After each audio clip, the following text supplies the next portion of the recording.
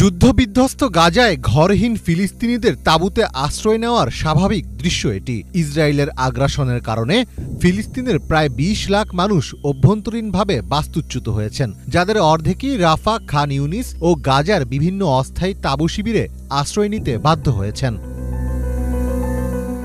এসব তাঁবুতে এক মানবেতর জীবন কাটাচ্ছেন তারা। একটি ছোট তাঁবুতে পরিবারের সবাই একসাথে গাদাগাদি করে থাকেন। রান্না, ঘুম, বাচ্চাদের যত্ন সবই করতে হয় এই ছোট্ট তাঁবুতে। পাতলা কাপড়ের ছাউনির নিচে জমা পড়ে শিশুদের কান্না আর প্রাপ্তবয়স্কদের অসহায় নিঃশ্বাস। শুধু আশ্রয় নয়, এই তাঁবুগুলোই এখন তাদের বেঁচে থাকার শেষ চেষ্টা।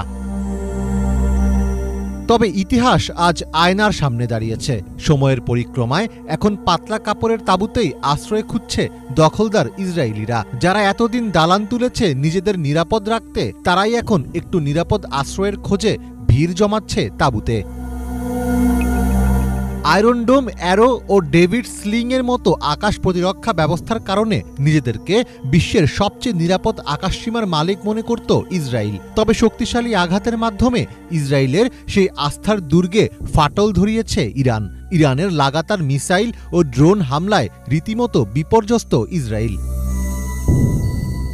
এমন অবস্থায় ইসরায়েলের তেল আবিব শহরের বহু আন্ডারগ্রাউন্ড পার্কিং লটকে বোমা আশ্রয়কেন্দ্র হিসেবে ব্যবহারের জন্য প্রস্তুত করা হয়েছে। বিশেষ করে হাবিমা থিয়েটারের নিচের 4তলা পার্কিং গ্যারেজটি এখন আধুনিক বোমা শেল্টারে রূপান্তরিত হয়েছে। সামাজিক মাধ্যমে প্রকাশিত বিভিন্ন ভিডিওতে দেখা যায় পর্যাপ্ত আলো বাতাসহীন পার্কিং এরিয়াতে ছোট ছোট তাঁবু প্রস্তুত করা হয়েছে, যেখান থেকে বাইরের আকাশ দেখারও কোনো সুযোগ নেই। শুধু হাবিমা নয়, পুরো তেল আবিব শহরে 60টি আন্ডারগ্রাউন্ড পার্কিং লট ও গ্যারেজকে জরুরি পরিস্থিতিতে বোমা আশ্রয় কেন্দ্র হিসেবে ব্যবহার করা হচ্ছে, যেখানে একসাথে 8 লাখ মানুষ থাকতে পারবেন। এই পার্কিং লটগুলোতে এখন শত শত মানুষ অস্থায়ীভাবে তাঁবু খাটিয়ে থাকছেন। ইরানের মিসাইল হামলা থেকে বাঁচতে আবদ্ধ আন্ডারগ্রাউন্ডের অস্বাস্থ্যকর পরিবেশে থাকতেই বাধ্য হচ্ছেন তারা। বুধবার রাতে ইরানের তেহরান সহ বিভিন্ন স্থানে হামলা চালায় ইসরায়েল। এর মধ্যে পারমাণবিক স্থাপনা নাতানজও ছিল। জবাবে ঘোষণা দিয়ে ইসরায়েলে ব্যাপক হামলা চালায় ইরান। বুধবার রাতেই প্রথমবারের মতো সিজ্জিল ক্ষেপণাস্ত্র ব্যবহার করেছে ইরানের নিরাপত্তা বাহিনী। এরপর থেকে সেখানে হতাহতের সংখ্যা বাড়ছেই। এদিকে ইরানের এই তীব্র হামলার কথা স্বীকার করেছে ইসরায়েলও।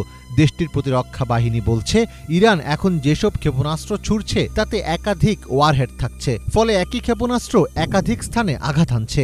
এই হামলাকে ইরানের সবচেয়ে বড় হামলা হিসেবে আখ্যা দিয়েছে তারা। আর এসব হামলা থেকে বাঁচতে